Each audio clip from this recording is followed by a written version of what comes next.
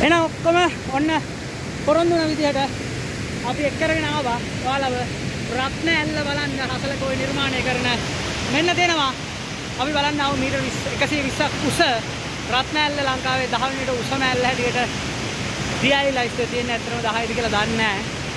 නමුත් කියන්න විශේෂ දෙයක් තියෙනවා. ඒක තමයි මේ ඇල්ලේ වතුර ප්‍රමාණය එකපාරටම වැඩි වෙන්නේ. ඒකට හේතුව නකල්ස් කඳුපන්තියෙන් ආරම්භ වෙන්නේ.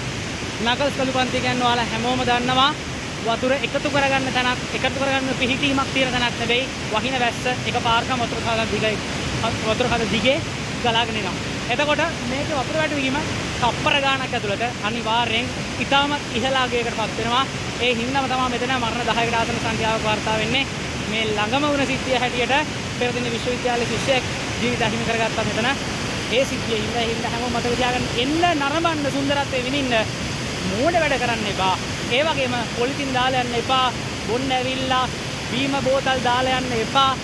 මේවා රැකගත්තොත් ඔයාලගේ පරම්පරාවට ඉස්සරහට මේ දේවල් බලා ගන්න පුළුවන්. හැමෝගෙම ඉල්ලනවා ඒ විශේෂ ඉල්ලීම පරිසම් කරන්න, රකින්න, ඉස්සරහට බලා ගන්න. අපි හැමෝම හරි ලස්සන ගමනකින් තවත් මේ වගේම ගමනකින් ඉස්සරහට. එතකම ඔයාලා හැමෝටම සුබ දවසක්.